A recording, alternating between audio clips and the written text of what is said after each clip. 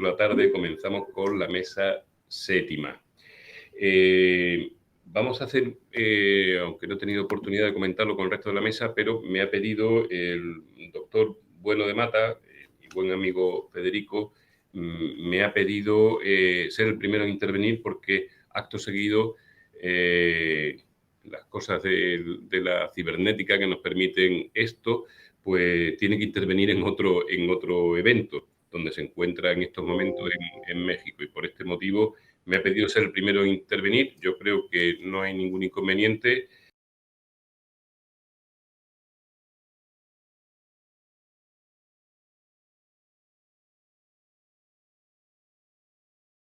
Y entonces vamos a comenzar esta mesa sobre la adaptación del proceso y de la gestión judicial a los ODS con el tema de la interoperabilidad de sistemas de gestión procesal a nivel internacional y debido proceso.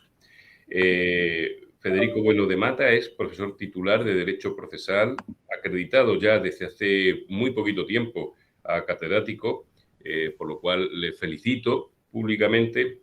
Lo es en la Universidad de Salamanca, es también vicedecano de aquella facultad, codirector del Máster de Abogacía Digital, director del Máster en Legaltech, Derecho e Inteligencia Artificial de la Universidad de Salamanca, y tiene reconocido 3 sexenios por la CNI, 2 de investigación y otro de transferencia.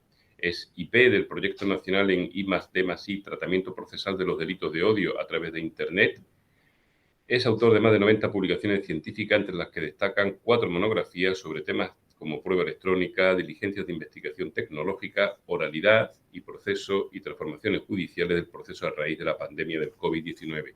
Yo agradezco muchísimo a Federico Bueno de Mata, mi buen amigo Federico, su disponibilidad para participar, a pesar de encontrarse donde está, con los líos que tiene en estos momentos, pero es que los líos que tiene en estos momentos son los que él tiene habitualmente. Él es así, una persona totalmente liada y con la vida siempre totalmente complicada. Así que por eso mi gratitud, Federico, y cuando quieras puedes comenzar. Muchísimas gracias, Arturo. Pues gracias de verdad por la cariñosa presentación. Yo me quedo con mucha pena de no estar ahí con vosotros. Las circunstancias sobrevinieron así. Se lo comenté al profesor Álvarez Alarcón en el momento que puso las fechas de este congreso internacional y la verdad que espero saldar la deuda pronto y volver a estar en Jerez con todos vosotros. Igualmente, un saludo para el resto de personas que organizan el congreso, todo el área de Derecho Procesal de la Universidad de Cádiz, a las que son amigos y compañeros y con la verdad que nos unen muchísimas cosas, tanto en lo académico como en lo personal. Así que de verdad un abrazo a todos en la distancia desde México y gracias al resto de intervinientes en la mesa por permitirme participar el primero. Yo me voy a ajustar al tiempo, voy a hablar de interoperabilidad de sistemas de gestión procesal a nivel nacional y a nivel internacional y sobre todo lo voy a conectar con el tema del debido proceso, el tema de las garantías procesales constitucionales.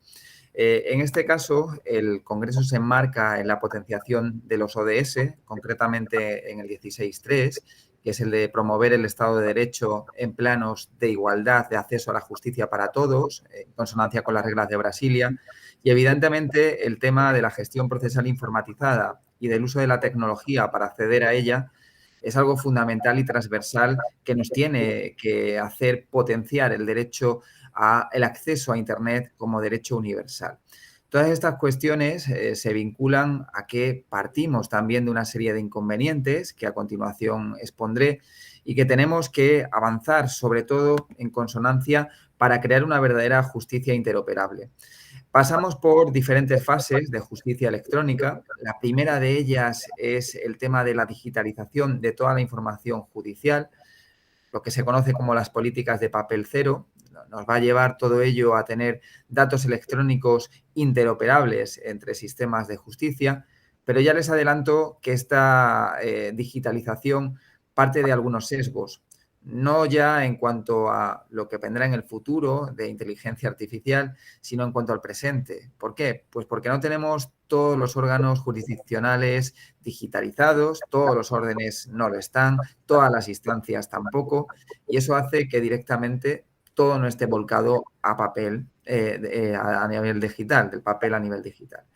En segundo lugar, cuando tenemos toda esa fase de digitalización, nos vamos ya a la gestión procesal informatizada, que es de lo que trata concretamente el tema, sobre todo buscando expedientes judiciales electrónicos en los que amontonar esos datos digitalizados y que además sean interoperables entre distintas administraciones y entre distintos órganos jurisdiccionales a nivel nacional y, como no, a nivel internacional.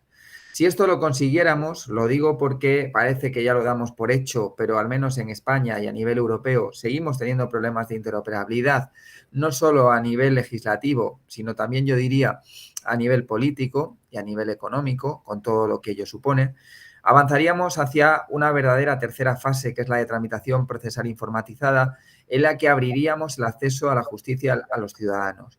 Y esta segunda fase que conecta, esta tercera fase que conecta con la segunda, es realmente la que entronca con el ODS 16.3, sobre todo porque vemos que no todo el mundo a día de hoy tiene acceso a la tecnología y por ello el acceso tiene que ser doble. Nosotros no podemos decir, por mucho que avancemos, que la única vía de acceso a la justicia sería tecnológica, básicamente porque quedarían atrás todas las personas que tienen o poseen una brecha digital, tanto de conocimiento como a nivel de geografía. Personas que a lo mejor están en lugares que no tienen un banda de ancha pues excelente para seguir estas cuestiones y por lo tanto tenemos, repito, que ponerlo como una posibilidad. De ahí que, de la forma en la que nosotros articulemos esta cuestión, que ya viene reflejada en la Ley de 18/2011, siempre tendremos que asegurar una posibilidad de acceso por vía doble, vía tecnológica y vía física. Cuestión distinta sería la obligación que tuvieran los operadores jurídicos para atender esta necesidad. Normalmente, desde el 2011, lo que se indica es que si el ciudadano quiere o desea acceder a la justicia por la vía electrónica, el juzgador debería seguir con la vía electrónica hasta el final, es decir, no cambiar de la vía tecnológica a la vía física. Y, por supuesto, después ya tendremos una cuarta fase en la que ya estamos investigando, que es la aplicación de inteligencia artificial o otras tecnologías disruptivas vinculadas a la banda 5G, como puede ser el blockchain, y que también supondrán un cambio de paradigma a la hora de administrar la justicia. Si bien hay que partir de una interoperabilidad que tiene una serie de hándicaps a nivel legislativo, estamos todavía en pañales, ahora veremos exactamente por qué digo esto. A nivel económico, pues tenemos partidas que desde el año 2009 se han visto reducidas, sobre todo a una política de racionalización del gasto, es decir, hablando de forma clara, pues que sigamos aprovechando lo que teníamos hace 10 años y lo implementemos ahora. Esto a nivel tecnológico tiene poco sentido, la verdad, por las actualizaciones que hay día a día. Y sobre todo tenemos una resistencia en el plano social, tanto de la ciudadanía por brecha generacional, brecha económica y brecha geográfica, pero también a nivel judicial, ¿no? La brecha formativa en cuestiones tecnológicas es algo que nos acompaña hace tiempo y que el Consejo General del Poder Judicial está tratando de erradicar a través de una serie de cursos formativos que tendríamos que ver, ¿no? Si esto tuviera que tener un enfoque distinto, no digo a nivel de contenido, sino a nivel de asimilación. Porque partimos de una justicia electrónica, pero se nos olvida que el acceso a estos cuerpos no cuentan dentro de sus temarios ni dentro de sus competencias con habilidades en este sentido. Por lo tanto, realmente el cambio supone una serie de desafíos bastante mayores que los que podemos plantear y con un gran calado. Si lo conectamos con el tema del 24.1, de acceso a la justicia, y del 24.2, de las garantías procesales constitucionales a nivel de España, lo que tenemos que tener claro es que partimos de un derecho procesal como rama vinculada a garantías y cierre del ordenamiento jurídico. No nos quedamos en un derecho objetivo, sino que realmente huimos también de concepciones de derecho procedimental y vemos el derecho procesal como ese paraguas en el que tenemos que tener cobijo para desarrollar el debido proceso y que estos nos acompañen con una serie de garantías procesales que tienen que ser inherentes a cualquier sistema. Por lo tanto, los sistemas de gestión procesal informatizada tienen que tener todas estas cuestiones en cuenta, tanto a nivel nacional y, como no, también a nivel europeo, a nivel internacional. A nivel nacional, partimos desde el año 2009 al 2012 con un plan de modernización judicial. Fíjense, estamos hablando de que han pasado más de 10 años y que todo sigue igual. Parecía algo que estaba muy al alcance de nuestra mano, teníamos una serie de objetivos y teníamos unos programas dentro del territorio ministerio que se usan prácticamente en todo el territorio español. Por supuesto, LESNET, Fidelius para la grabación de vista, LESNET se me olvidaba, es comunicaciones electrónicas, y Minerva-NOG, que es el que aglutina el resto a través de los expedientes judiciales electrónicos. A nivel de interoperabilidad geográfica, contamos con dos cuestiones diferenciadas. Por un lado tenemos el territorio ministerio y por otro las competencias autonómicas con competencias asumidas en materia de justicia que pueden desarrollar propiamente sus propios sistemas de gestión procesal informatizada. Algunos de ellos aún todavía a día de hoy no interoperables entre sí. Y esto hacía que partiéramos de una legislación que de alguna manera obligar a las comunidades autónomas a tener acuerdos para llegar a sistemas de justicia en los que los datos pudieran transferirse de un lugar a otro. La Ley 11/2007 fue la primera en hablar de ventanilla única judicial. Antes, un par de años antes de nuestra nueva Ley de Oficina Judicial, ya nos decía que teníamos que partir de datos que pudieran ser trasladados a nivel judicial de un organismo a otro. La Ley 13 de 2009 sigue esa senda, además se anuda a ella un plan EGIS, que es el plan propio de interoperabilidad, pero no es hasta la Ley 18 de 2011 donde esto se plasma a nivel jurídico con la Ley de Tecnologías aplicadas a la Administración de Justicia. Concretamente en ella se indica que el expediente judicial electrónico tiene que estar conformado por datos interoperables y además en las disposiciones finales se nos da un plazo que es de hasta el año 2015 para conseguir la interoperabilidad. Concretamente, en el año 2015 sale otra reforma que se nos dice que hasta el año 2020 para conseguir la interoperabilidad. Y ahora parece que el proyecto de ley de eficiencia digital, que es un proyecto de ley que se encuentra actualmente en trámite ya parlamentario, parece ser que de los 3 proyectos de eficiencia que están sobre la mesa, el de procesal, el organizativo y el digital, este tiene los visos de salir adelante, pero ya se nos aplaza la interoperabilidad para el año 2026. Eso quiere decir que realmente estamos con los mismos objetivos de interoperabilidad que hace prácticamente más de 11 años y que parece que en un periodo de 15 años esto va a tener una realidad. En Salamanca, hasta hace muy poco tiempo, y tuvimos ya ahí compañeros de la Universidad de Cádiz también acompañándonos, hubo un simposio de justicia en datos en los que se presentó el manifiesto de la justicia en el dato.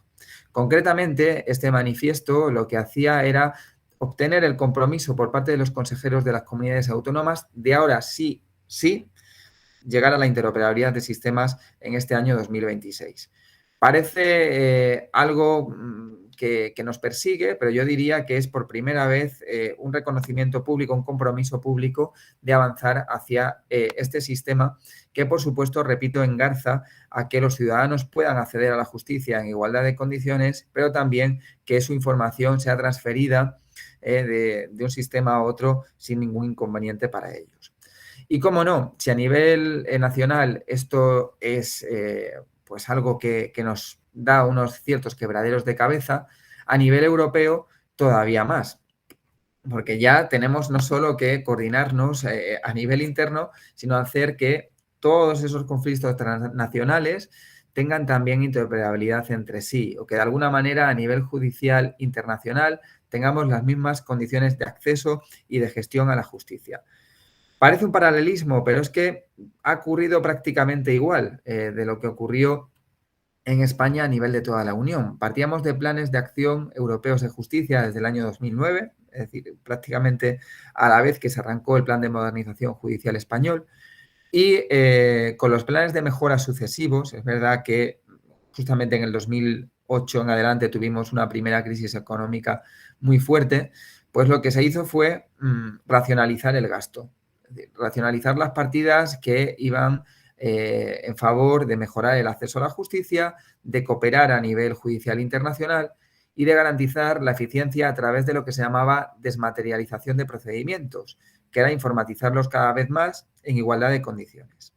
En el año 2018 se plantea un plan de seguimiento mucho más ambicioso, que es el que redunda en el plan de seguimiento Justicia 2019-2023, en el que nos encontramos actualmente, y en el que se marca el proyecto eCodex, que es el proyecto que intenta tener una interoperabilidad de sistemas a nivel europeo. Para ello se fijan dos grandes desmaterializaciones de procedimientos que ya se intentan buscar desde el año 2009, que es la desmaterialización del proceso monitorio europeo y del proceso de escasa cuantía europeo. Esto hace que a través del portal eJusticia, disponible y abierto a través de una intranet, se puedan ya abarcar estas propuestas y sobre todo, además, se abre el plano no solo a la gestión procesal a nivel internacional, sino a aplicar incluso inteligencia artificial o automatismos a la hora de llevar a cabo estos procedimientos, que como saben, pues son de naturaleza propiamente dispositiva y en el que directamente no hay pruebas personales. Suelen ser documentales y suelen estar basados en formatos formularios. Todo esto nos lleva a una reconcepción de la gestión procesal, sobre todo con lo que se avecina, que es hacia dónde realmente nos encaminamos. Vamos hacia sistemas en las que la tecnología blockchain y sobre todo la identidad autosoberana, ahora explicaré brevemente qué es, va a condicionar pues todo lo que nos viene adelante en los próximos años. Partimos de un proyecto de reglamento eIDAS 2 en el que vamos a tener nuevas formas de autenticarnos a nivel judicial o con la administración. ¿Qué significa esto? Lo que se quiere plantear es que los ciudadanos recuperen los datos personales y sean realmente los propietarios de los mismos, que no dependan de plataformas informáticas, que no tengamos que pedir información a una determinada compañía o servidor para que las mismas los ceda a la administración, sino que será el propio administrado a través de una cartera de identidad digital personal y a través de una validación a través de tecnología blockchain, que es una tecnología basada en cadena de bloques, en las que a través de nodos distintas personas te validan la información que tú recibes. Es decir, si, por ejemplo, a mí me da una universidad pública un título, me lo daría dicha universidad, lo validaría como nodo, pero el propietario sería yo mismo de esa información a través de un dispositivo, como puede ser en el que guarde mi DNI o diferentes datos, y yo accedería de manera interoperable a cualquier servicio de la administración. ¿Qué significa esto? Que la interoperabilidad viene a ser revolucionada por este tipo de tecnología, porque directamente lo que vamos a hacer es, con códigos abiertos, con una tecnología que puede ser extrapolable a nivel nacional, pero también a nivel europeo, poder movernos con certificados digitales validados externamente por esta tecnología, pero en el que yo mismo controle la información. Es decir, yo voy a tener mi propia información y yo voy a ir con esa información de una administración a otra. De ahí que hablemos de sistemas interoperables y de sistemas descentralizados, que es concretamente la segunda característica tan importante de este tipo de tecnología. Y por último, lo que haremos sería avanzar hacia un modelo de gobernanza de datos. Es decir, nosotros lo que vamos a intentar es cambiar el modelo. Al fin y al cabo, han visto como en las primeras fases todo se basa en una transferencia de datos, ya sea nacional o internacional, pero que sea el propio ciudadano el que tome las decisiones de cuándo ceder y cuándo retirar un dato de la propia administración. Con todo ello, sin resultar frívolo y sin que la anécdota que voy a decir se quede como raíz de la conferencia, podremos llegar a pensar en un metaverso, en una realidad extendida virtual, ahora tan de moda, que también tendrá encaje en este tipo de tecnología y que simplemente nos avanza hacia un sistema en que la descentralización, la desmaterialización de procedimientos, pero sobre todo la interoperabilidad, va a ser la gran protagonista. Y acabo con una conclusión, yo diría, global.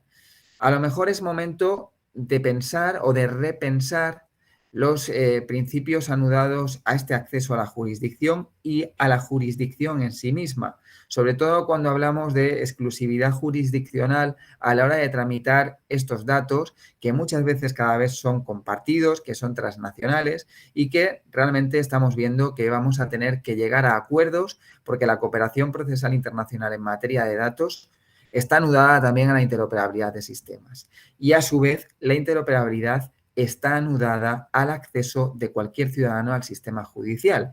De ahí que tengamos que poner sobre la mesa los objetivos, las reglas de Brasilia y veamos que el acceso es algo que nos compromete a todos los estados, que no es simplemente una cuestión puramente jurídica porque la fórmula la tenemos, sino que además tenemos que llegar a un consenso matriz de la tecnología a usar. La tecnología podría ser perfectamente blockchain.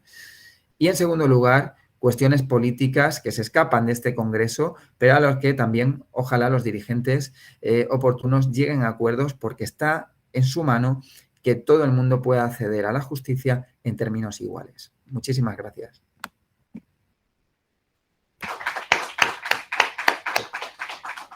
Muchísimas gracias, Federico. No te vamos a entretener, de modo que no te vamos a someter a un debate que nos encantaría. Yo me quedo con algunas cuestiones que me gustaría plantearte, pero que ya nos responderá en otro momento, como por ejemplo, si esa interoperabilidad dentro de la Unión Europea nos supondría también o requeriría una aproximación de los procedimientos, pues, tú has citado a dos, pero claro, son dos que son comunes para toda Europa, como el procedimiento monitorio europeo o el de escasa cuantía europeo, pero esa interoperabilidad requiere procedimientos comunes. Luego, el manejo de los datos, ese principio de exclusividad, eso no implica se puede tomar por algunos como una reducción de la soberanía, no afecta quizás a la soberanía. Y desde luego lo que me llama la atención desde el principio de tu exposición es que podemos decir que se da la paradoja de que la modernización de la justicia, por lo que pueda ocasionar es lo contrario de lo que ha venido ocurriendo antes. Antes nos encontrábamos con que las personas no llegábamos a la justicia y esta era lenta y tal, pero ahora no llegamos a ella porque corre demasiado y los ciudadanos con esa brecha digital nos quedamos lejos. Pero bueno, yo estoy seguro que todo esto lo podremos tratar en otro momento. Sé que te tienes que marchar. Muchísimas gracias. Muchas gracias, Arturo. Yo simplemente por despedirme, decir que tiene mucho sentido también la internacionalización de la mesa y del Congreso en sí, porque básicamente lo que tú acabas de mencionar, estamos al final no simplemente hacia una normalización de procedimientos, sino hacia una globalización del derecho procesal y evidentemente los aportes de todos los compañeros desde sus diferentes perspectivas y nacionalidades, pues yo creo que va a ayudar mucho. Pero bueno, debatiremos en persona, espero pronto, ¿vale? Y os mando un abrazo muy fuerte a todos, de verdad. Muchísimas gracias por permitirme participar y contar conmigo. Muchas gracias. Federico, que te vaya muy bien.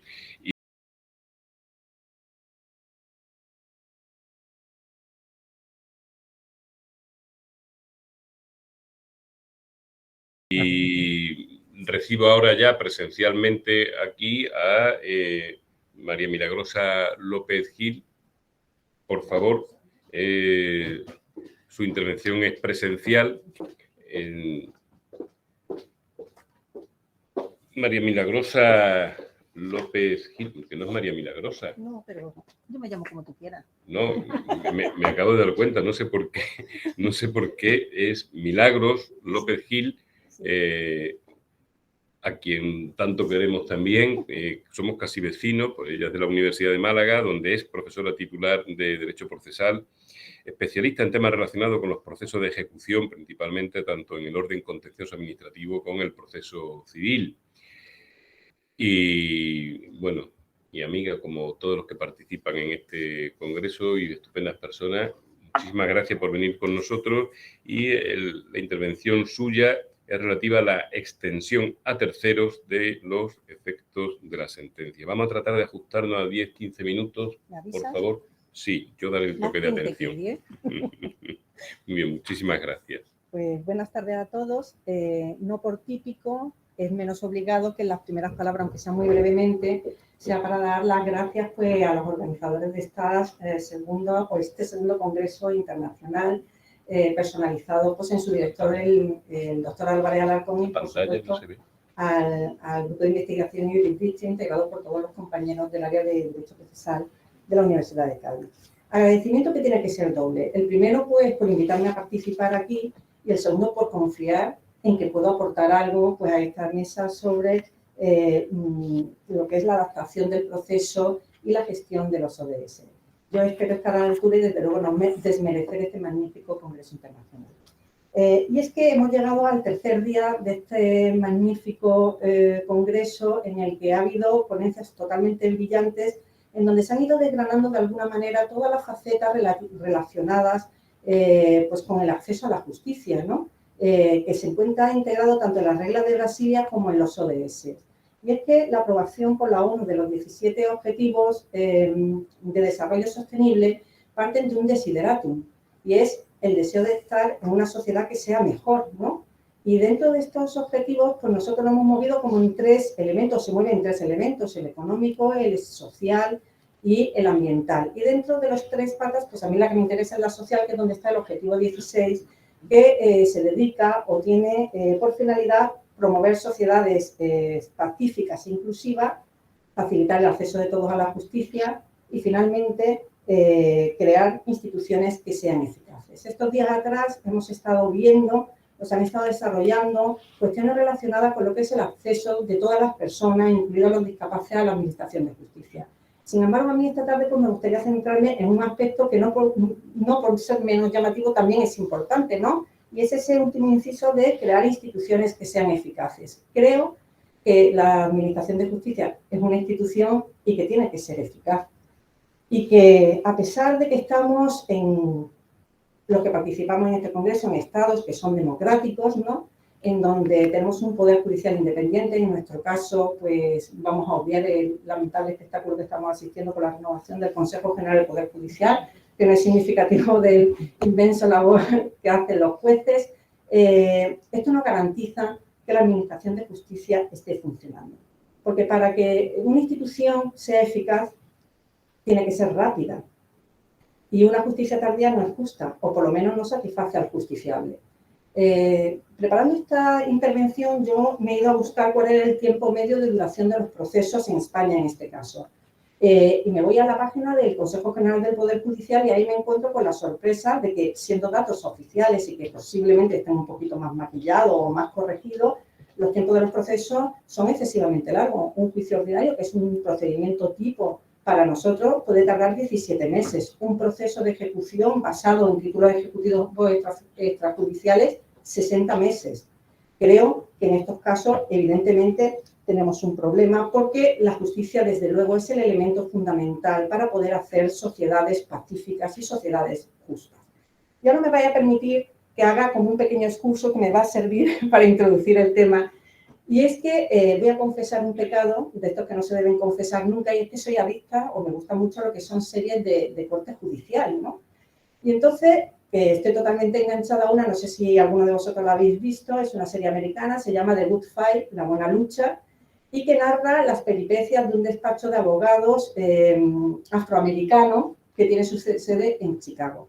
Esta serie me gusta especialmente porque suele tratar temas que están de máxima actualidad, es decir, hacen una crítica velada o un análisis de cuestiones, pues el Me Too, el acceso al Capitolio de los seguidores de Trump en el cambio, es decir, tratan de una manera muy crítica muchos problemas, la transexualidad y demás.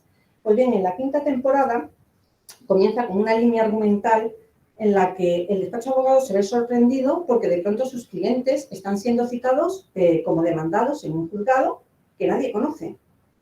Y empiezan a investigar y descubren que ese juzgado se encuentra en el almacén de una copistería y que el juez es el dueño de la copistería, es el juez Wagner. Y que allí van a asistir a sus defendidos y les dicen, pues no, aquí abogados no. Aquí voy a escuchar lo que las partes tienen que decir. Y si uno protesta, dice, no, es que aquí no funciona así, aquí no hay ni protesta ni el recurso. Y usted se calla y yo voy a escuchar y voy a decidir en función de la equidad. Evidentemente todos pensamos, bueno, el arbitraje y la sumisión expresa de las partes del litigio a alguien que me resuelva, aunque sea en equidad, es totalmente válido. Pero es que la serie sigue avanzando y nos vemos cómo partimos o empieza con temas civiles y empieza unilateralmente a conocer también de temas penales. Y de pronto condena a gente. ¿Y dónde los encierra? Pues en una prisión privada. ¿Y esa prisión privada de dónde ha salido? No os voy a hacer spoiler, pero la serie acaba mal. Esa temporada acaba nefastamente mal, con una anarquía de tribunales en los que van surgiendo tribunales en salones, en cocinas privadas y van haciendo la justicia por su mano. Y la respuesta a ¿por qué ha creado usted este juzgado? Es muy fácil, dice, porque estamos hartos. Estamos hartos de un sistema de justicia en la que tarda muchísimo, el coste económico para lo justiciable es enorme, en un sistema americano donde es especialmente caro, donde la persona, aun ganando, sale totalmente endeudada y que necesita una respuesta mucho más rápida.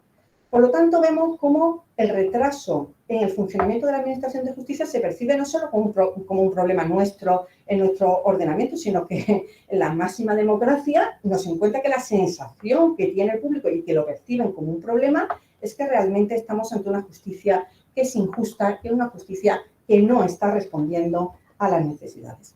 Al margen de esta curiosidad o de este hilo argumental, yo empiezo a pensar qué nos está pasando. Tenemos un sistema que sobre el papel es perfecto, estamos en un estado de una democracia totalmente consolidada, la potestad de hacer, ejecutar los juzgados y de juzgar está en manos exclusivas de los jueces, desinteresados objetivamente, imparciales, responsables, etcétera, etcétera, y sin embargo no está funcionando. Entonces, ¿cómo tenemos que conseguir esa eficiencia? ¿Cómo conseguimos esa eficiencia? La segunda cuestión es ¿cómo podemos conseguir esa eficiencia sin la pérdida de garantías procesales? Porque, claro, podemos conseguir una eficiencia estupenda a costa de los derechos de los justiciables. En este hilo, nuestro legislador o prelegislador, que es inteligente, se da cuenta que la Administración de Justicia no está funcionando y tenemos ahora mismo en tramitación un proyecto de eficiencia de la Administración de Justicia, del Servicio Público de Administración de Justicia, que es el título. Y en este proyecto de ley se tratan muchas cuestiones. Son 2 capítulos, uno en la que se instaura obligatoriamente lo que son medios de solución alternativa de conflictos y se establecen como obligatorios a los procesos civiles. Como estas soluciones ya se han tratado en la primera mesa del primer día, yo no voy a entrar. Y sí, en un segundo capítulo pues, se aborda una reforma transversal de todo nuestro ordenamiento jurídico, de todos los órdenes, desde mi punto de vista, tocando cuestiones como acortamiento de plazos, cambiando los procedimientos para que sea un poquito más rápido, pero yo me voy a centrar en 2 de las grandes novedades que, como voy a decir, ni son novedades, ni son originales, ni son eficaces, que es, en primer lugar, la posibilidad de la tramitación del pleito testigo y como corolario o como contrapeso a esa extensión de efectos o a ese pleito testigo, la posibilidad de extender los efectos de demandas individuales. ¿Qué es el pleito testigo? Pues yo creo que todos sabemos ya a esta altura en qué consiste el pleito testigo, ¿no? Es la posibilidad de que cuando hay demandas simultáneas sobre un objeto muy parecido o prácticamente idéntico, que se puedan tramitar una demanda como ejemplo, los procedimientos se queden paralizados y cuando se dicte una sentencia firme, pues apliquemos ese resultado a todas las demás causas. De esta manera, lo que se pretende, según la exposición de motivo de la ley de agilización procesal, es economizar, economía procesal. Vamos a evitar la tramitación masiva de procesos que son sustancialmente idénticos. Y esto responde a la realidad que hemos vivido nosotros en los últimos años y a las que vamos a asistir, porque esto no va a terminar aquí, con esa avalancha de demandas pidiendo la nulidad de cláusulas abusivas de momento en préstamos o en créditos hipotecarios frente a entidades financieras, pero que yo creo que va a faltar muy poco para que esto dé el salto pues, a las eléctricas, a las empresas de gas y a las empresas de telefonía, porque están funcionando realmente de la misma manera. Nos tienen saturados los tribunales y nos van a tener durante mucho tiempo. Entonces, ¿cuál es la solución? Pues recurrir al pleito testigo.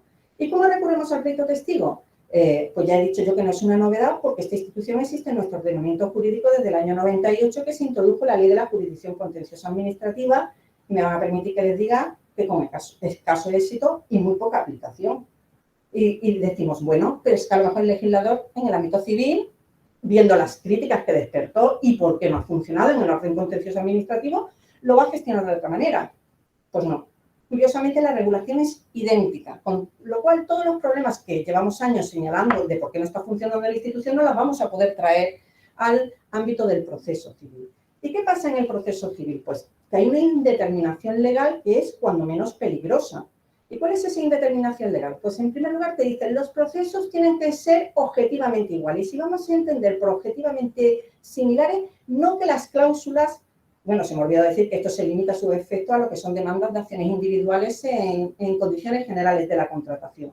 Dice, son idénticos no cuando las cláusulas están formuladas de la misma manera, sino cuando tienen la misma finalidad. Pues una cláusula suelo es una cláusula suelo, la haya redactado como la haya redactado. Una de vencimiento anticipado es una de vencimiento con independencia de cuáles sean los matices de esa cláusula.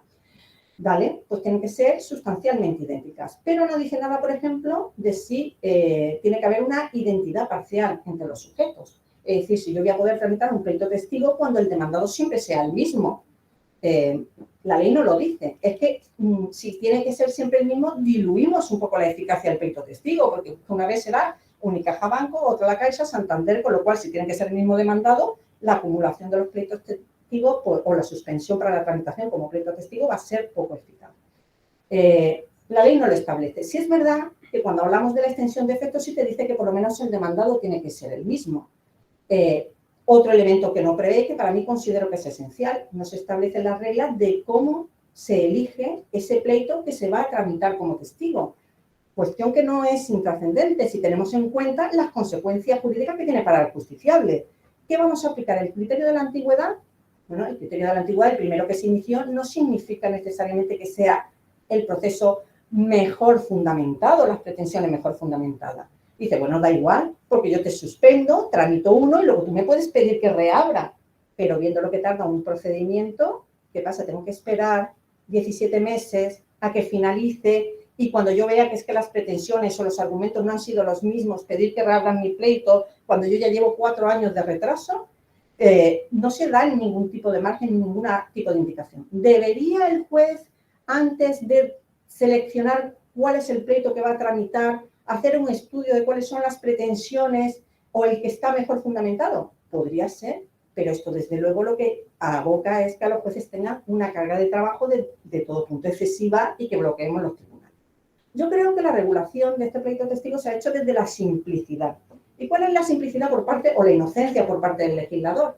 Y es decir, bueno, es que vamos a detectar muy bien cuáles son los procedimientos masas, porque es que se ha instaurado una nueva forma de litigación. Hay despachos que se dedican exclusivamente a captar clientes a través de plataformas informáticas y luego lo que hace es realizar un formulario que lance indistintamente a los juzgados, pues suspendemos todos los pleitos que vengan de esa cosa. Pero es que no olvidamos que no todo el mundo va a actuar así y que habrá justiciables que recurra a otro tipo de procedimientos o a otro tipo de abogados que no sigan y que realicen una pretensión mucho más fundamentada o con determinados matices. No debemos olvidar que nuestro sistema arranca del derecho romano, del caso a caso, y que los matices dentro de lo que es el ordenamiento jurídico son importantes y que dos procesos no tienen por qué ser exactamente iguales, aunque compartan determinado objeto. En tercer lugar, por ejemplo, también se establece, no sé cómo voy de tiempo. 10 minutos llevas. Pues voy a terminar. Se establece que finalizado el pleito principal se dará 5 días para que las partes que están en el procedimiento en suspenso digan qué quieren hacer con su pleito, si desisten, en el caso de que la pretensión haya sido desestimatoria para evitar una condena en costa, que digan, no, es que mi pretensión está mejor fundamentada y yo estoy pidiendo cosas diferentes, que va a continuar con el pleito o que pidan la extensión de efecto. Sin embargo, no se dice nada, ¿qué pasa si yo no me pronuncio en esos 5 días? De oficio se cierran, se deja que transcurran los plazos para la caducidad. ¿Qué hacemos? Es decir, hay una serie de carencias, estas entre otras muchas que hemos podido detectar. Por lo tanto, vemos que tenemos un problema que no se está solucionando. Vamos a la segunda cara de la moneda, extensión de efectos. Hemos visto que la individualización de los consumidores y usuarios en procesos colectivos no está funcionando. Artículo 519. Tramitamos un proceso de consumidores con una legitimación extraordinaria y cuando vamos a ver quiénes son los beneficiarios, pues esto no funciona bien y no los identificamos. Bueno, pues vamos a introducir un artículo nuevo en el 519.2, que es que cuando haya habido una acción, un proceso individual en condiciones generales de la contratación y se haya dictado una sentencia, cualquier otra persona pueda pedir la extensión de efecto de esta sentencia. Esta institución, si me permitís, es casi más peligrosa que la del pleito testigo, porque al final lo que estamos afectando es que las sentencias afectan a los que han sido parte en el proceso. Aquí estamos diciendo vamos a establecer excepciones a esa regla. Y aquí tenemos que tener cuidado. Y entonces dice, pero vamos a establecer una serie de reglas para que esto no se nos desmadre mucho. Yo voy a poder pedir la extensión de efecto si mi demanda le correspondiese conocerla a ese concreto juzgado que es el que ha dictado la sentencia. Si no, no la voy a poder pedir, porque no me voy a saltar las normas de competencia.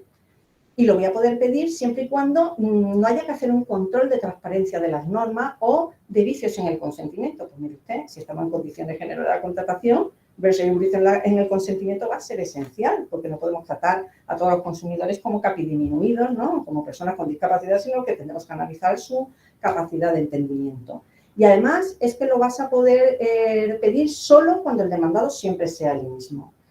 Aquí limitamos aún más el efecto de esa extensión de efectos, haciéndola en casos muy concretos, porque tiene que coincidir la competencia, tiene que coincidir que no haya una causa que haya que analizar a través de un proceso declarativo y además tiene que ser que el demandado sea igual y que sea la misma cláusula o sustancialmente parecida. Por lo tanto, esta redacción de esta extensión de efectos es exactamente igual que la que tenemos en el proceso contencioso para las materias tributarias de personal y de mercado único. No han funcionado. Mi conclusión, después de haber soltado todo este mare magnum de datos, es que la eficiencia de la justicia no se puede conseguir a base de retoques, ¿no? No vamos a conseguir un sistema o una administración de justicia más eficiente recortando plazos, estableciendo requisitos obligatorios, tomando atajos. Yo creo que la solución de la administración de justicia pasa por algo que venimos diciendo y que todos pensamos, y es la inversión de medios y de dinero. Yo creo que una buena inversión de medios hace que no tengamos que recurrir a figuras que no funcionan y que en última instancia al final lo que hay o que provocan es un recorte en los derechos de los justiciables. Y creo que me ha ajustado al tiempo. Muchísimas gracias. Muchísimas gracias. Muchísimas gracias, Mila. Muchísimas gracias, Milagro López Gil. No tenía apenas conocimiento del pleito testigo, pero desde luego me he ilustrado y horrorizado.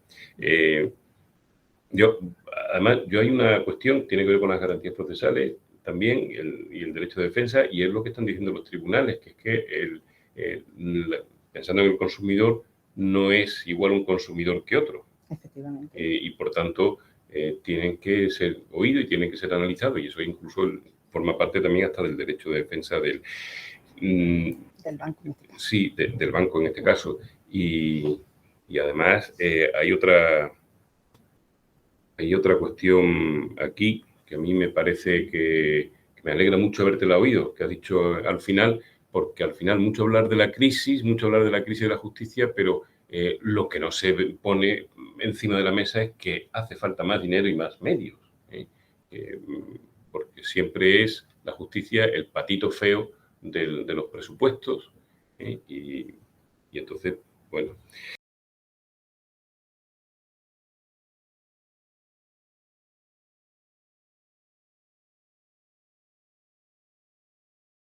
Bueno, pues ahora vamos a dar nuevamente un salto cibernético al otro lado del Atlántico, donde se encuentra mi amigo Camilo Zuffelato. Camilo Zuffelato tiene la maestría en Derecho por la Universidad de Roma II, Tor Vergata. Es doctor en Derecho por la Universidad de Sao Paulo, profesor titular de Derecho Procesal Civil en la Facultad de Derecho de Ribeirão Preto de la Universidad de Sao Paulo. Es abogado, es autor de libros y artículos sobre numerosos temas de proceso civil, especialmente procesos colectivos.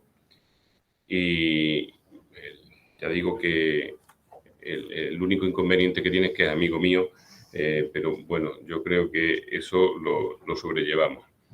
Muchísimas gracias, Camilo. Y además agradezco muchísimo que te hayas podido conectar. Camilo tenía previsto haber venido aquí, pero circunstancias de última hora se lo han impedido, que yo espero que vayan siendo superadas adecuadamente. Muchísimas gracias, Camilo, y cuando quieras también tienes entre 10 y 15 minutos. En este caso es para hablar de la coordinación con otros órganos jurisdiccionales y con otras instituciones y ONG. Bienvenido, Camilo, cuando tú quieras. Muchísimas gracias, Arturo. Buenas tardes a todas y a todos. Quiero iniciar con un agradecimiento muy fuerte a esta invitación de mi querido amigo Arturo y de la Universidad de Cádiz.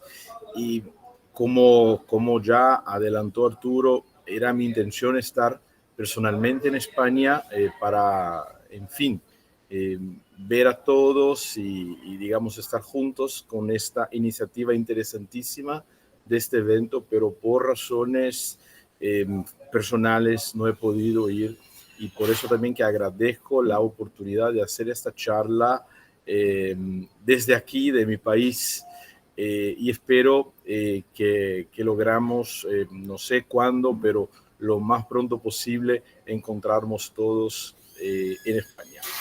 Bien, paso directamente a mi charla. A mí me toca el tema de la coordinación del Poder Judicial con otros órganos judiciales y otras instituciones y con ONGs. El planteamiento del tema y objetivo de esta charla sería entender, a partir del contexto de la ODS 13.6 y de las 100 reglas de Brasilia, cómo la coordinación entre el Poder Judicial, las instituciones del sistema de justicia y las ONGs es una dimensión relevante para garantizar el acceso a la justicia y superar las desigualdades que marcan su dinámica en el contexto brasileño, o sea, una mirada desde mi país. Daré especial atención a la interacción entre el Poder Judicial y la institución de la Defensoría Pública, y mi perspectiva se basa en las desigualdades sociales. Históricamente, la institución fue creada constitucionalmente para actuar en la representación y defensa procesal de grupos sociales vulnerables. Sin embargo, mencionaré también el rol del Ministerio Público, institución constitucionalmente planeada para representar los derechos individuales y colectivos ante el Poder Judicial, así como las instituciones no estatales como las ONGs, que cada vez más ocupan un papel sumamente importante en las acciones procesales y judiciales. Por lo tanto, mi charla tratará de coordinación en su sentido más amplio del término. Introducción, o sea, definir un punto de partida. Este evento, este interesantísimo evento de esta semana, pretende aportar debates que reflexionen desde diferentes perspectivas teóricas y territoriales sociales sobre cómo garantizar un acceso a la justicia que se comprometa, de hecho, con un ideal de justicia social y con la realización de los derechos de grupos sociales más vulnerables.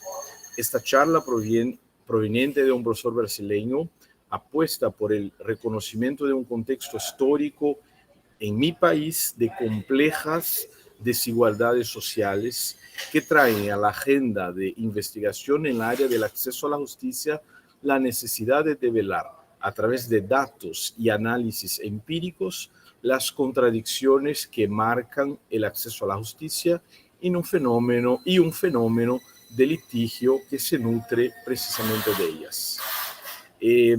Antes de definir mi foco principal, es importante subrayar el tema como la adecuación del proceso y gestión judicial de los ODS que se relacionan con el tema general y la meta 16.3 del ODS con las reflexiones sobre justicia social.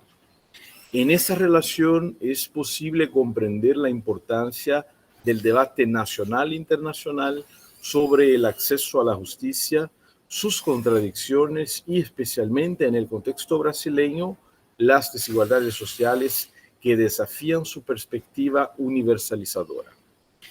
En estas contradicciones, reflexionar sobre el proceso y el procedimiento, sus límites y potencialidades, es también reflexionar sobre su forma de operacionalización por parte del sistema de justicia. De ahí mi elección de relacionar la adaptación procesal con las formas de interacción entre las instituciones promotoras de justicia, judiciales o no judiciales. Este objetivo 16, que consiste en, entre comillas, promover sociedades pacíficas e inclusivas para el desarrollo sostenible, facilitar el acceso a la justicia para todos y crear instituciones eficaces, responsables e inclusivas a todos los niveles. Y específicamente para Brasil, fortalecer el Estado de Derecho y garantizar el acceso a la justicia para todos, especialmente para aquellos en situación de vulnerabilidad. O sea, dos aquí son los puntos que me parecen importantes para esta charla. Uno, vulnerabilidades sociales. Y dos, rendimiento de las instituciones. El objetivo articula, este objetivo de las instituciones articula cómo garantizar el acceso a la justicia como actuación eficaz, responsable e inclusiva de las instituciones relevantes para la realización del acceso a la justicia. ¿Cuál es el concepto de acceso a la justicia que está en la meta 16.3? Es una definición de acceso que tiene como base Capelletti, la clásica obra de Capelletti y Garth.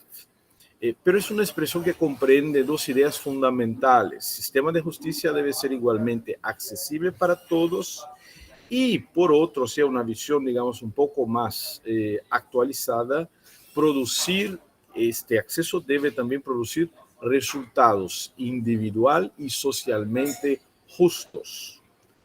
En este sentido, tanto por la articulación de las vulnerabilidades como por la reflexión sobre el desarrollo de instrumentos para garantizar el acceso a la justicia, el objetivo 16.3 se relaciona con las 100 reglas de Brasilia. Para profundizar el tema central de esta ponencia, se destaca cómo las 100 reglas de Brasilia aportan coordinación, lo que se aborda dentro del capítulo 2 del documento, más concretamente en el tema de la organización judicial y medidas de gestión. O sea, ese era el planteamiento, digamos, de la conexión de los temas. Y ahí entonces para desarrollar específicamente el tema, ¿no? O sea, ¿cómo se da esta coordinación entre la justicia y las instituciones jurídicas y las ONGs? Primer punto, ¿de qué acceso a la justicia estamos hablando? ¿Cómo hemos visto el concepto de acceso a la justicia movilizado por el objetivo 16.3 tiene como principal referencia el famoso estudio de Capelletti y Garth. Sin dejar de reconocer la importancia teórica de este estudio, en toda su profundidad ha aportado a los estudios sobre el acceso a la justicia.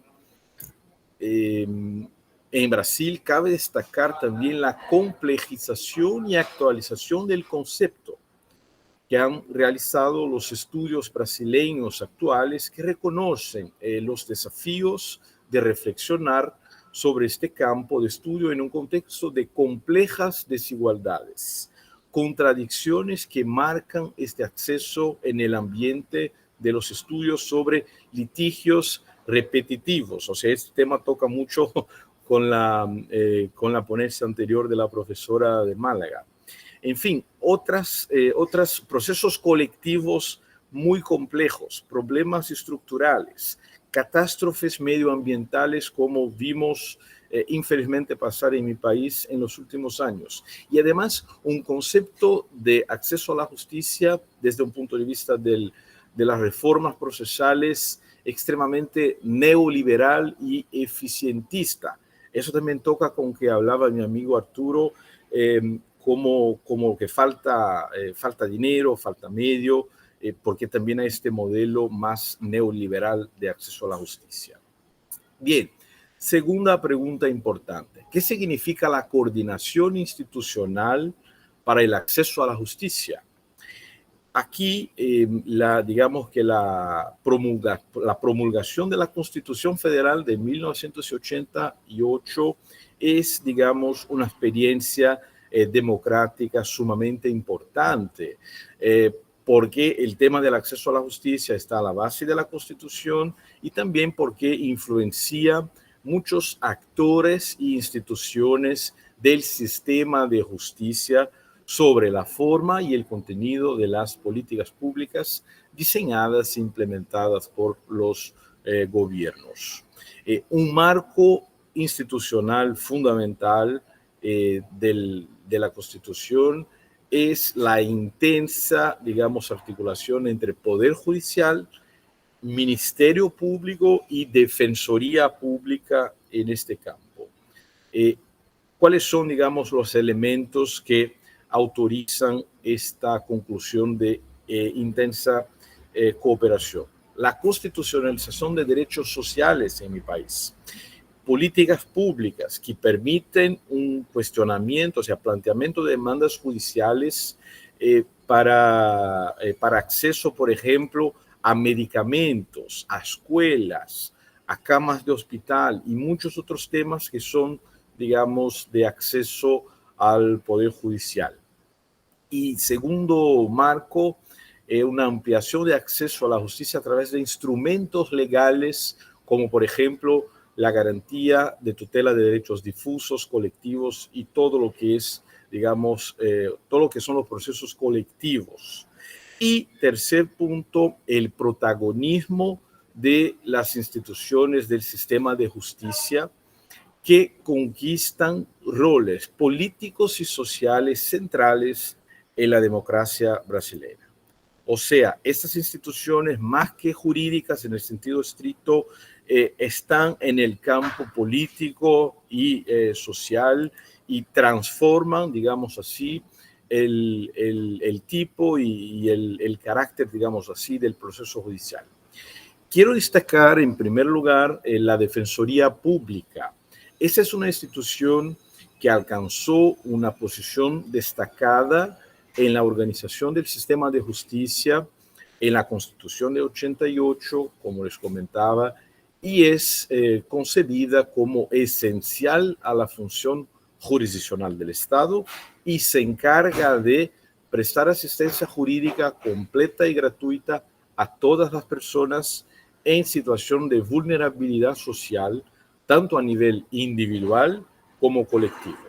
O sea, no solo como, digamos, asistencia jurídica de los pobres de manera individual, sino también con funciones como educación en derechos y mismo la resolución de conflictos y garantía de derechos, presentación de demandas en el Poder Judicial o mismo actuación extrajudicial. La Defensoría ya está consolidada en mi país desde 88 y digamos que en los últimos años cada vez más fuerte y más potente y cada vez más en el campo de los derechos colectivos. En ese sentido me parece, y como no tengo mucho tiempo, me parece que es fundamental reconocer una concepción de defensoría pública en que los defensores asumen un papel de productores de políticas públicas en la área de justicia, en asociación con el Poder Judicial y el Legislativo, para promover estratégicamente los casos que pueden tener mayor repercusión por la forma en que se ejerce la ciudadanía y se defienden los derechos. O sea, digamos, una institución jurídica que está totalmente conectada con esta idea de coordinación del Poder Judicial con otros órganos e instituciones. Bien, además de la Defensoría, también el Ministerio Público, como ya mencioné en el inicio de esta intervención, tiene un rol fundamental como institución de acceso a la justicia. Sea porque el Ministerio Público en mi país es absolutamente autónomo, no está conectado ni con el Poder Judicial ni con el Poder Ejecutivo y tiene desde la Constitución Federal un rol, digamos, fundamental para la defensa de derechos colectivos, difusos y, por lo tanto, muy conectado con un actor político, también con esta idea de actor político para la tutela del acceso a la justicia. Y por fin, porque ya sé que aquí mi tiempo ya, digamos, ya se está acercando del fin, quiero hablar un poco de las instituciones, o sea, Defensoría Pública y Ministerio Público son instituciones públicas. ¿Y cuáles serían las otras, digamos, instituciones no públicas que se coordinan y que se organizan para un acceso a la justicia en términos de las 100 reglas de Brasilia? Son las instituciones no estatales, las ONGs. Estas instituciones actúan en la defensa de derechos difusos y colectivos.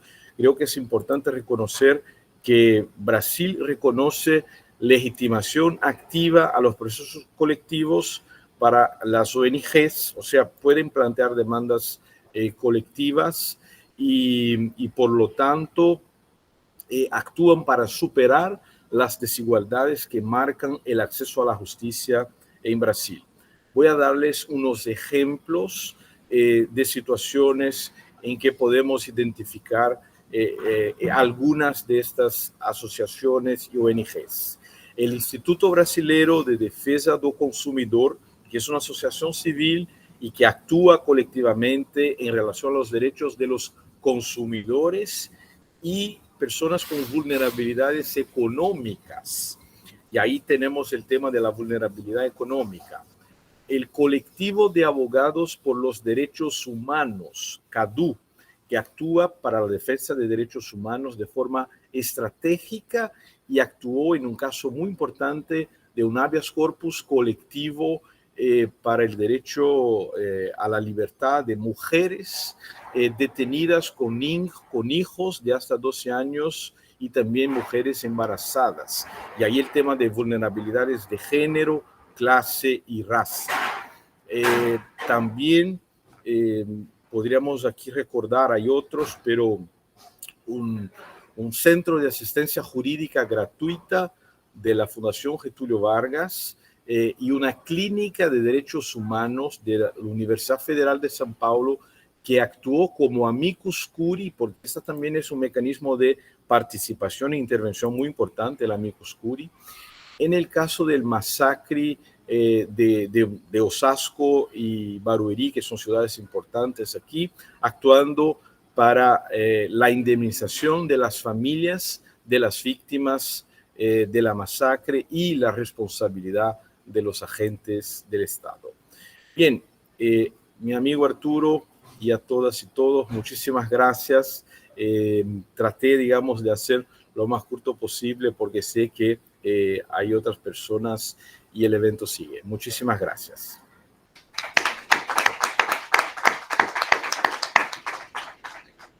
Muchísimas gracias, Camilo, con tu intervención. Además, ha abierto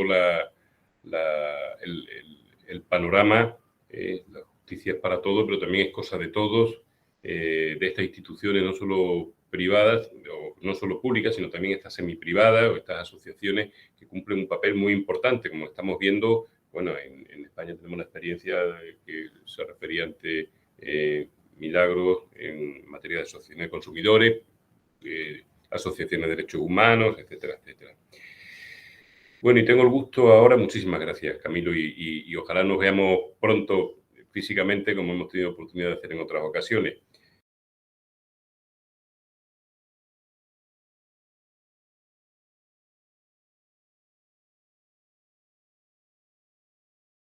Ocasiones que no he tenido con Omar Sumaria Benavente, con el que ya he tenido oportunidad de escribirnos, encontrarnos cibernéticamente a través de los correos electrónicos, pero nunca hemos tenido la ocasión de estar juntos Las veces que hemos intentado hacerlo a través de estos seminarios o de los congresos no ha sido posible.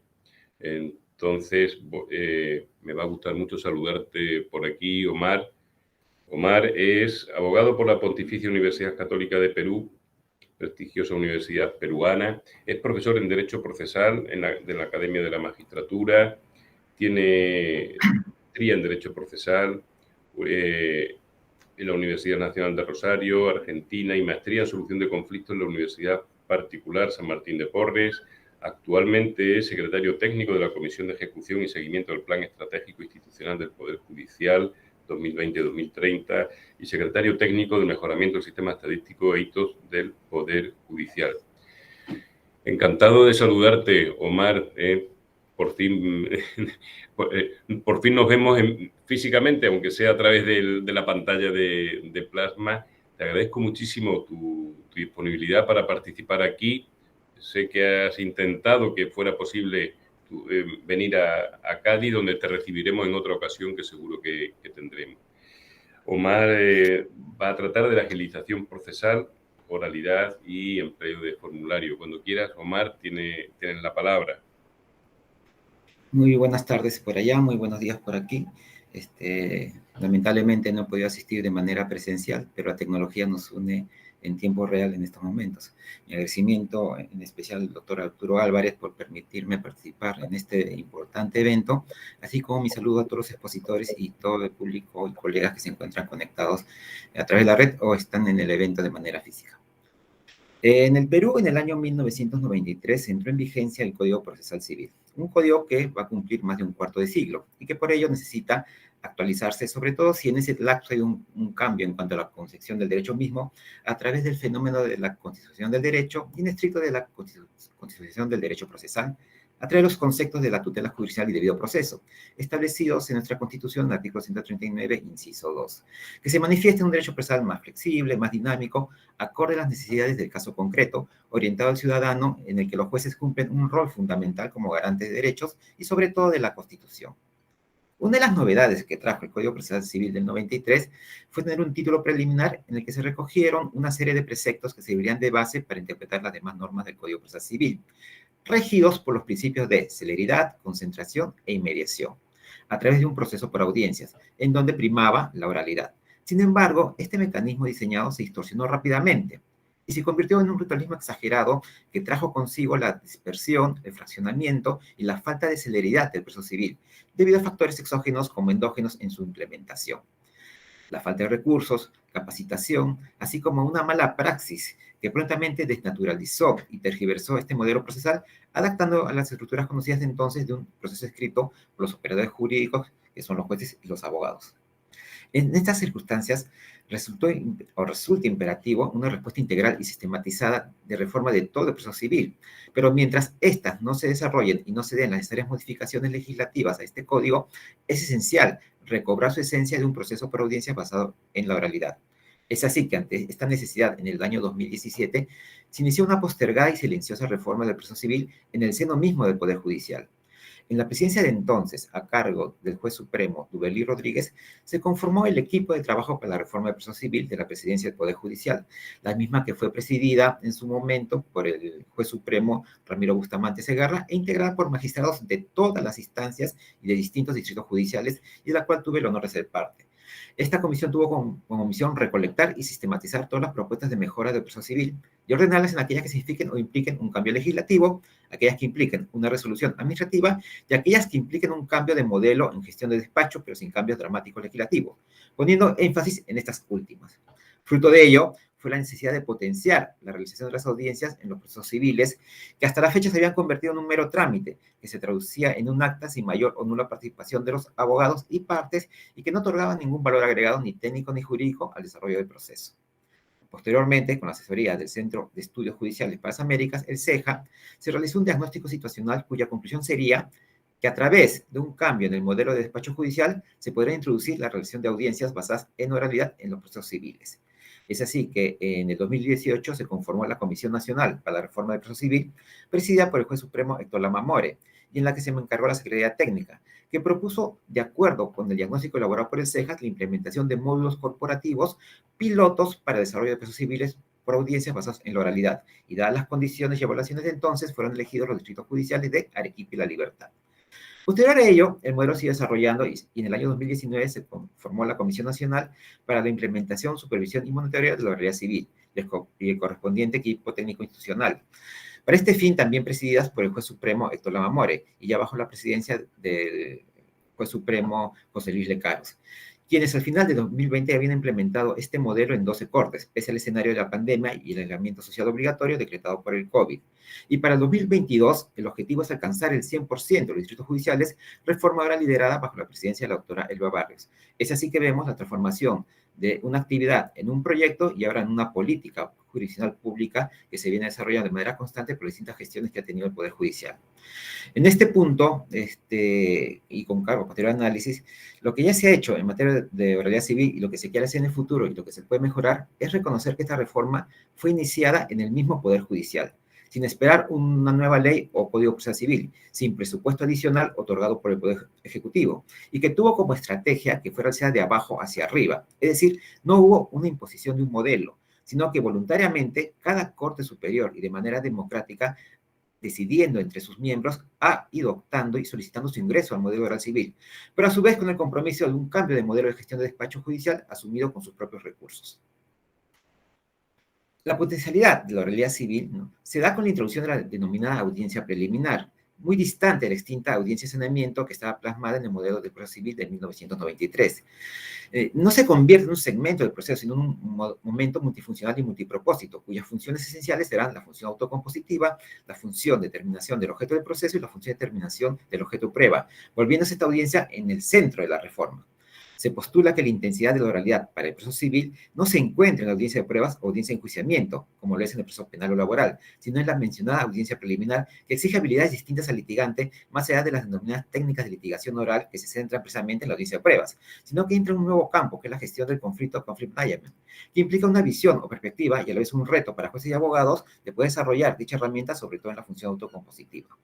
Al constituirse la audiencia preliminar, en un momento multipropósito y multifuncional, las funciones mencionadas no son segmentadas, sino que se retroalimentan o sirven de feedback entre sí. De esta forma, a través de una comunicación efectiva, que es la real dimensión que toma la oralidad en este modelo de proceso, las partes, en este escenario de audiencia preliminar, transmiten y reciben información de calidad para construir la relación de conflicto, el mecanismo de comunicación más adecuado y poder tentar una solución negociada. Y en un segundo momento, no solo será para la presentación oral de las pretensiones, sino para el sustento de estas, determinando el objeto de la controversia, y finalmente, dicha información servirá para la determinación del objeto de prueba, que implica la presentación de las hipótesis probáticas, la selección de los medios de prueba adecuados y necesarios. La hipótesis se centra más en la función autocompositiva, que a juicio propio es la de mayor relevancia y potencialidad, pero sobre la cual lamentablemente no se ha profundizado, resultando un campo inexplorado, tratando de desarrollar un espacio no muy tratado por los procesalistas que se enfocan más en la denominada teoría del caso, técnica de litigación oral. El concepto de oralidad que se moldea se aleja de la mera verbalización de los actos procesales en la audiencia, sino que su real dimensión se realiza como una herramienta de comunicación eficaz, que es aquella que a través de buenas destrezas y formas de comunicación logra el propósito de lo que se quiere transmitir y recibir, que se realiza dentro del esquema del denominado proceso cooperativo o colaborativo y que busca el equilibrio entre dos valores, a veces enfrentados en los modelos procesales, que son la optimización y la eficiencia del proceso y la maximización de utilidades para las partes. Se ha mencionado, ¿no?, que esta audiencia preliminar en el proceso civil oral es un momento y no un segmento, y cuya finalidad es la función autocompositiva que está dirigida a la estructuración de la relación de conflicto, la elección del mecanismo más adecuado para la gestión del conflicto y la estrategia y la forma de recolección de información de calidad. Esta configuración tiene directas implicancias con la forma de recolección y almacenamiento de la información que se obtiene por medio de los participantes y convierte al acta en producto de la oralidad, entendida como herramienta de comunicación eficaz para el intercambio de información y toma de decisiones, más que en un documento de registro de información. Y es aquí donde se debe trabajar con mayor celo, énfasis y esmero, un cambio de pensamiento y paradigma y enfrentar muchas barreras de carácter cultural. Se ha visto en la práctica que en distintos protocolos para la actuación de la oralidad de los procesos civiles y otras ramas se ha sustituido al acta por la grabación en video o el audio de la audiencia. No obstante, esta obsesión por la aplicación de las nuevas tecnologías al proceso en realidad no cambia sustancialmente la naturaleza del acta, sino que sigue siendo un documento de registro, recuperación de memoria y archivo y no un producto relacional de conocimiento formado en la audiencia. En otro aspecto, en la evaluación de jueces por los órganos controladores tipo Junta Nacional de Justicia o el extinto Consejo Nacional de la Magistratura, aún se basan en la calidad de las decisiones escritas y no en la evaluación de la calidad de las audiencias, con lo que se crean incentivos para que el juez regrese al proceso escriturado a través de decisiones escritas y razonadas mucho después de realizar la audiencia, en lugar de decisiones tomadas en la audiencia como producto de la gestión del conflicto, perdiéndose la esencia y naturaleza de la oralidad por una falta de comprensión de la generación de información dentro de este nuevo modelo de proceso. Se debe comprender que a diferencia de la información que se recoge en el proceso jurisdiccional tradicional, que es de tipo backup o rememorante o de recuperación, y se traduce en un expediente o dossier que construye el funcionario público a través de la acumulación y registro escrito de los actos procesales para luego ser revisados de forma unilateral y aislada por el juez mucho después de realizar la audiencia, en el nuevo modelo de proceso civil, la audiencia preliminar basada en oralidad, sea física o virtual, el acta no tiene esta finalidad de registro de actos para su posterior revisión, sino que es el principal producto del debate o diálogo que se ha sostenido y sobre todo que recoja los puntos de partida materiales y formales y los puntos de acuerdo a los que se ha llegado. Es decir, el acta de la audiencia preliminar en el proceso civil oral es un producto relacional y no una memoria de registro. Este cambio de finalidad del acta como producto relacional en el proceso oral tiene que ver directamente con el cambio de paradigma en la sociedad que va hacia un nuevo tipo de memoria y generación de conocimiento, de forma relacional productiva y no rememorante o de recuperación.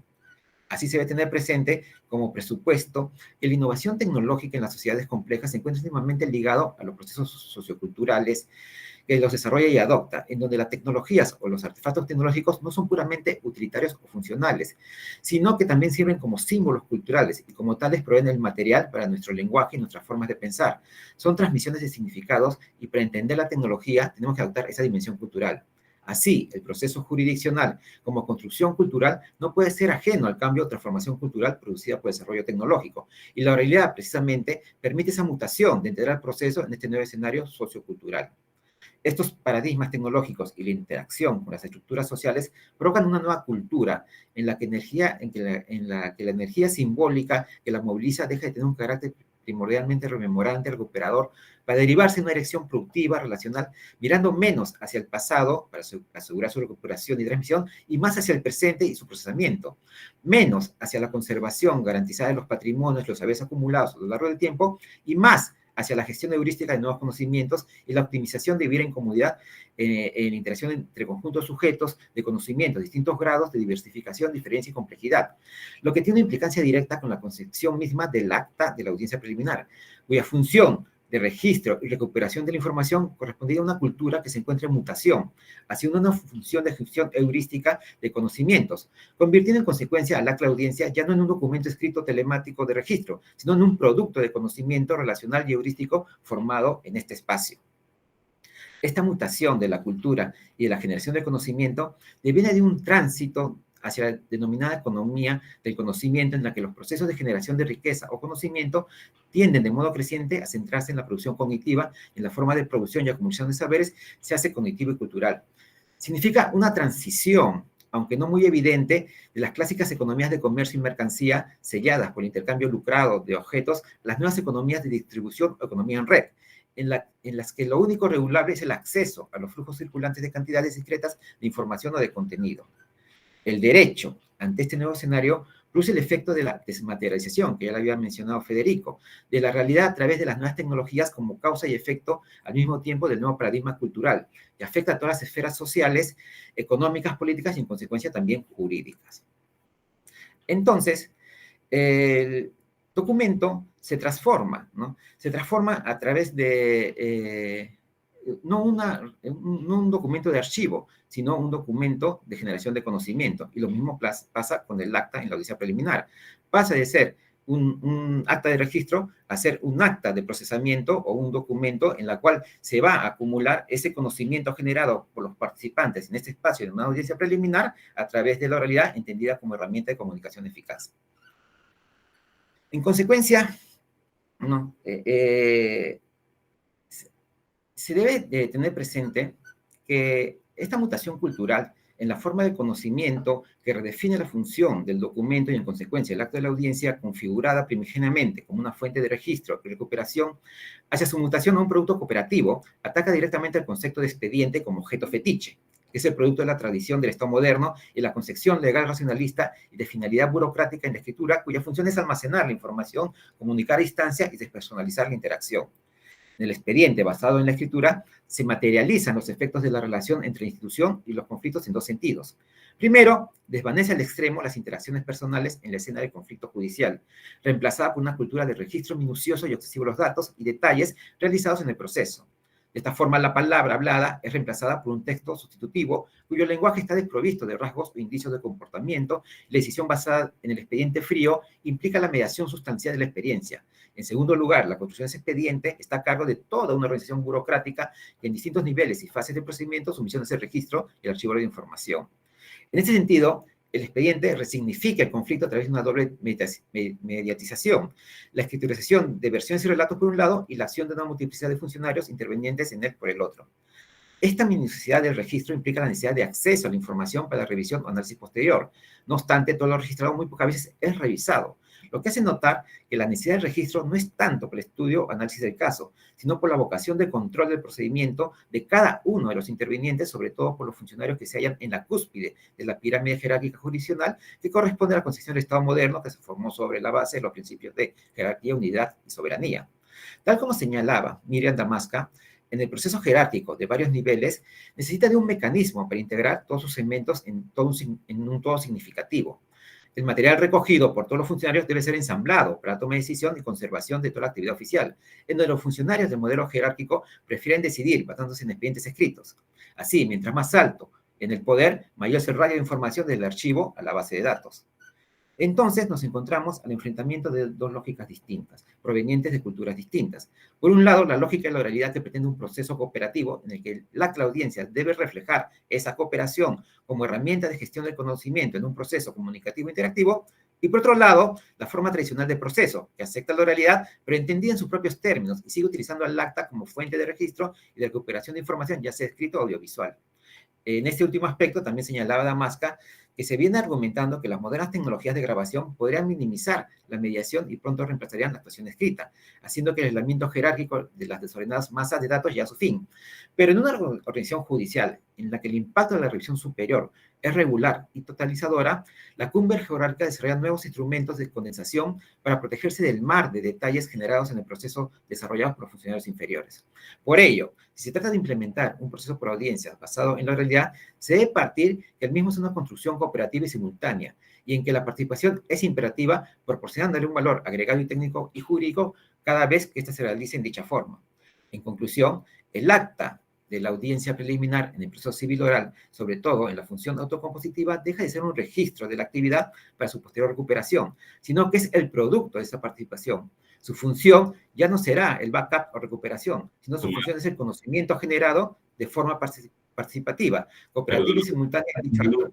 Por ello, su contenido no debe ser el registro de detalles y la minuciosidad, sino establecer puntos de acuerdo y desacuerdo formales y materiales, tanto de la perspectiva retórica y dialéctica desarrolladas en el input como en el output del proceso. Y no se debe dejar que el peso de la tradición escrita imponga su lógica en un nuevo proceso oralizado.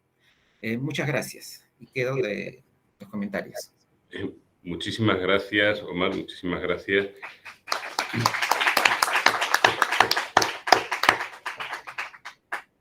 Bueno, sin duda interesante tu defensa sobre la oralidad, que aquí yo creo que todos compartimos, y la documentación de esas actuaciones orales.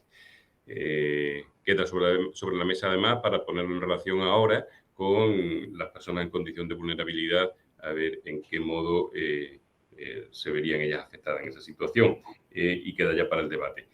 Dada la hora, tenemos que cortar aquí, no hay ocasión para el debate. Hay 5 minutos para un café y nos reintegramos rápidamente. Omar, te envío un abrazo muy fuerte que espero poder dártelo pronto personalmente. Muchas gracias, Arturo, y espero pronto recibirte aquí en Lima, con los brazos abiertos y la hospitalidad de acá de Perú. Muchísimas gracias, muchísimas gracias. Nos vemos entonces en 5 minutos de vuelta.